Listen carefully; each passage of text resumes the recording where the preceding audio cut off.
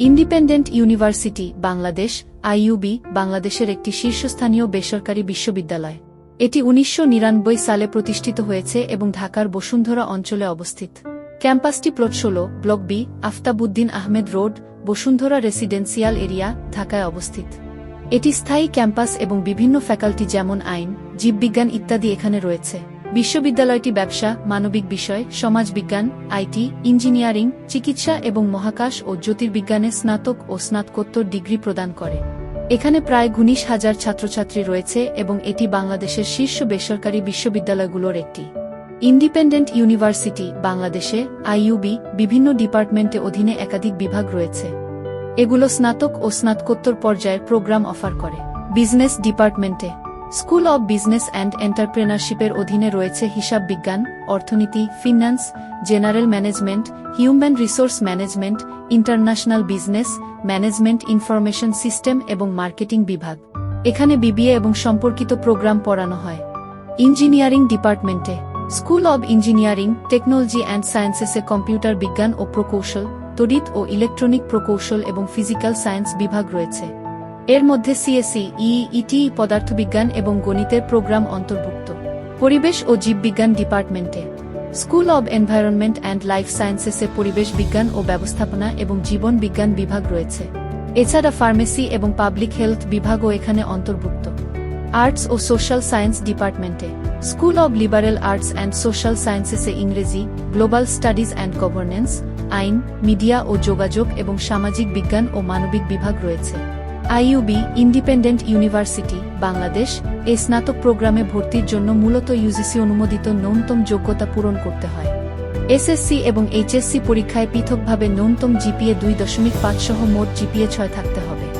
সাধারণ যোগ্যতা এইচএসসি বা সমতুল্য পরীক্ষায় উত্তীর্ণ হতে হবে এবং বিজ্ঞান বিভাগের জন্য সংশ্লিষ্ট বিষয়ে নির্দিষ্ট গ্রেড যেমন গণিত পদার্থবিজ্ঞানে ভালো ফলাফল প্রয়োজন হয়। ও লেভেলে ৫টি বিষয়ে ন্যূনতম ৪টি বি এবং ৩টি সি গ্রেড সহ এ লেভেলে জিপিএ ২ থাকলে যোগ্য হিসেবে বিবেচিত হয়। ইঞ্জিনিয়ারিং প্রোগ্রামের জন্য এইচএসসিতে বিজ্ঞান বিভাগ থেকে হায়ার ম্যাথে পাস করতে হবে।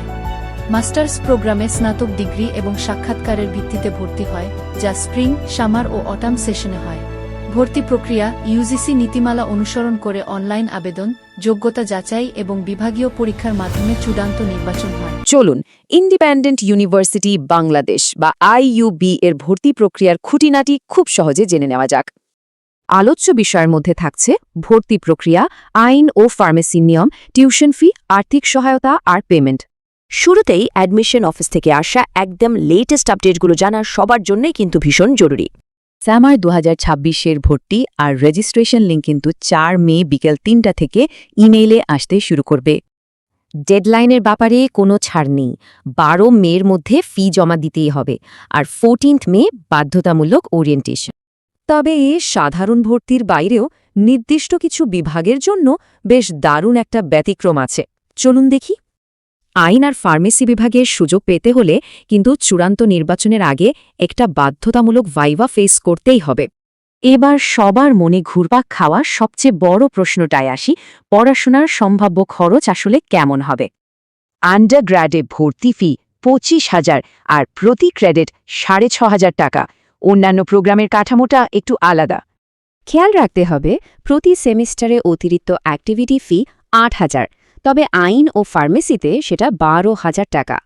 দারুণ একটা খবর দিই, নারী শিক্ষার্থীরা কিন্তু টিউশন ফিতে সরাসরি ১০% ছাড়ের দারুণ সুযোগ পাচ্ছেন।